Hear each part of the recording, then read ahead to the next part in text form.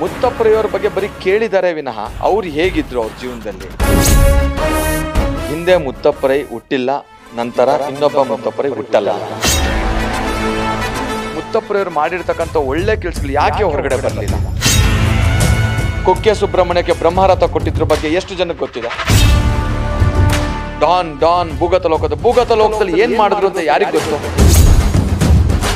Crime ಲೋಕಕ್ಕೆ ಇವ್ರನ್ನ ಕರ್ಕೊಂಬರಕ್ಕೆ ಕಾರಣ ಹಂಗಾರೆ ಯಾರು?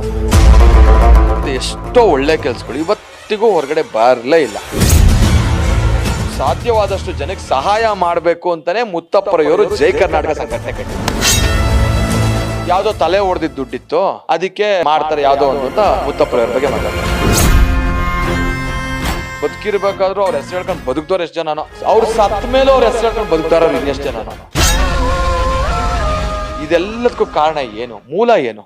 ಭ್ರಷ್ಟಾಚಾರ. ಈ ಬೆಂಗಳೂರಲ್ಲಿ